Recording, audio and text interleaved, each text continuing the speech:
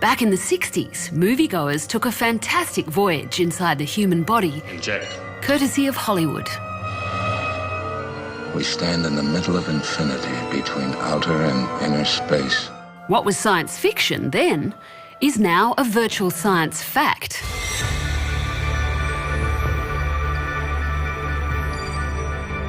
We can take the data and we can use VR technologies and fuse them together and actually allow people to experience it in the same way that we see in these sci-fi movies. Wow, this is amazing. You're in the vessel yourself. I know, right inside it. You've been miniaturized and now you're inside the cancer cell. In this story, we reveal how virtual reality is providing Australian scientists, doctors and patients with a striking new tool for research and education. Wow, so it feels like I'm standing on the surface of an alien planet. It's actually a completely immersive process. It's a place that you go. And I argue that that actually will change the paradigm of education.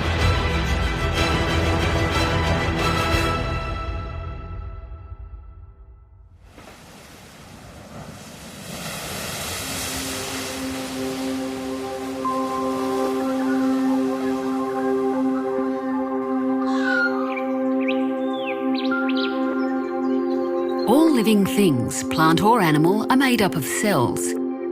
From the biggest and most complex organisms to the tiniest of creatures. The cell, this is the basic building block of life. There are so many things we don't understand about how a cell works. And so I always make the analogy to the solar system. We're all interested in how the solar system works, and yet we have this structure that our bodies are made of that we still don't understand all those mysteries of the cell. One of the biggest mysteries for cell biologist Rob Parton is unravelling the processes that can cause a cell to turn cancerous. To do this, he uses electron microscopy to capture ultra-high magnification snapshots of how a cell works. In this chamber, we have our cancer cell, and that's sliced. And each of those slices that's removed is 1,000th the thickness of a human hair. In a painstakingly slow process, over 1,000 slices are imaged and compiled into a movie. And that's the starting point for this cell's singular journey to Sydney, where the magic between art and science begins. Rob's images will be brought to life by Dr. John McGee, the director of the 3D Visualisation Aesthetics Lab at the University of New South Wales. As designers and artists, we look at the data sets. We don't necessarily see science. We see landscape. We see shape, we see colour. So basically visualising the invisible. John's first step is to build a 3D model from the two-dimensional images. This particular cell is a migratory cancer cell, and we can move through the cell membrane and we can see right into the cell. To often make a leap, we have to add things that maybe the data doesn't have. We had to add walkways, so you could walk from different aspects of the cell, from the nucleus to the endosomes. We also had to add lighting, and also because the data was so complex, we had to think of it on different levels, almost like akin to a computer game. Then it's back up to Brisbane for a road test of the prototype with Rob. Wow, this is amazing. This is the nucleus that contains all the genetic information. We can see these worm-like structures. These are the mitochondria. So these are generating the energy to be used by the cell. We think it is obviously a fantastic educational tool to be able to walk around inside the cell, put your head inside a mitochondria and have a look around. This is fantastic. But I think this is also the future, because what we'd like to be able to do is take our molecules that are mutated in different forms of cancer, put those into the context of a virtual reality cell, so we can see how they work.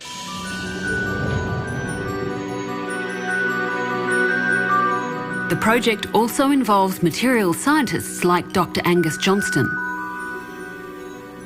He's focusing on how to deliver drug treatments for disease that are loaded inside tiny nanoparticles. One of the key things to try and improve delivery is to be able to get it to the cell, but then to get it to the right spot in the cell. So the endosomes and the lysosomes are these structures here, so they look quite empty to start off with. So this is the first stage where we've reconstructed it in a 3D wireframe. And then we've got the late and early endosomes as yellow and that purple colour. The endosomes and lysosomes act like stomachs, digesting and destroying what comes into them. So what we need to be able to do is to work out a way of how we can get nanoparticles that have been loaded with drugs out of the stomachs of the cell and into the cytoplasm or into the nucleus where they can have a therapeutic activity. Gradually, the cell and its many components take shape, Now we're going to put this headset on to look Fantastic. culminating in a 3D virtual reality breast cancer cell like no other. Wow, the level of detail you can see once you get in here, it's unbelievable. I can see the cell surface directly beneath me. For the first time, Angus can literally sidle up to a nanoparticle as it touches down on the cell surface and watch it disappear inside. Over here, I can now see a large wave forming on the surface of the cell, and it's going to take inside the cell multiple nanoparticles. Being able to clearly visualise how particles enter the cell in different ways is an essential research tool. As we develop a better understanding of how nanoparticles move throughout the cell, we can add these nanoparticles to the model of the cell, and so we can see where these materials are going, and it's much easier to communicate on that level. Once inside, it's time to get to the guts. So this is the endosome, so this is where all our particles end up. When we look in 2 dimensions, they look like they're separate little bubbles, but now I can actually look around and I can see the interconnected nature of them. It almost feels like I should be able to taste the water as I pop my head inside and outside these compartments. It's clearly a grouping adventure, but does it hold up as a teaching tool? You can see all that structure and you can look at it from any angle. There's no predefined, oh, this is what I think I need to be looking at. You can decide, well, this is interesting, but I can see something else over there. And that's just as interesting, and you can find out new information by exploring yourself. Just like in the movie The Fantastic Voyage, the team have also entered the tricky territory of the brain. Dr. Michaels, the channel is getting awfully narrow. Yes, we're entering a capillary. Try to stay in the middle. It takes a truly adventurous spirit to look into one's own brain. But this is exactly what a team of medical experts are doing with virtual reality to educate stroke victims. The blues take quite a bit of effort to... They'll have a little rest break after those. Victor is recovering well from a stroke that hit him 7 months ago. I knew that my weight was a problem, although I did have severe difficulty doing anything about it. And I did have diabetes, but not seriously. I thought I was keeping everything under control enough that I wouldn't have the problem, but I was wrong. Welcome to event management. More specifically... So this will be really good as a baseline for us to know what we're aiming for.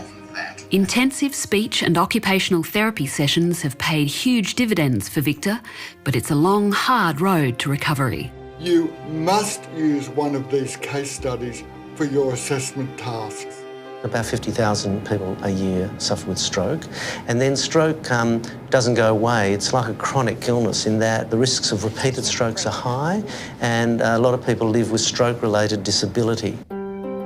Associate Professor Stephen Foe is Victor's rehabilitation physician at St Vincent's Hospital.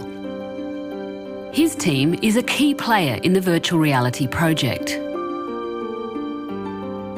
We had been working on this research to look at people's blood vessels, taking their MRIs and CT scans and creating a bespoke or a tailored immersive experience, essentially walking them down their own blood vessels so that we could show them how the stroke occurred. And see the build-up of the arterial plaque. With guidance from the medical team, a narrative emerges. how do you walk around your own blood vessel?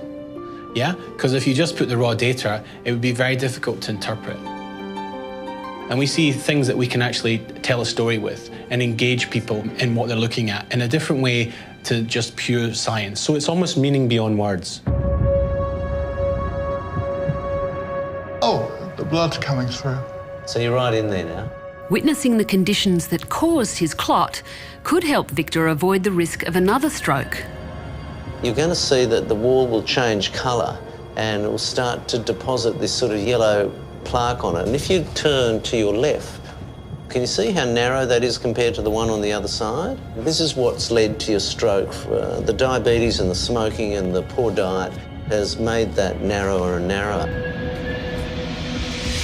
It's, I think, very valuable because I can understand exactly what happened now, and it's given me a much deeper insight into what was happening inside my head. And that's the blockage up there. Do you want to go right up to it? Yes, right up. Can you see it blocked there? Completely blocked, Yeah, and at the time that this was occurring, you were losing power in your leg and your arm, and you'd lost your speech. Yes, it's increased my motivation to continue with my exercise and health routine and making sure that I don't have it happen again.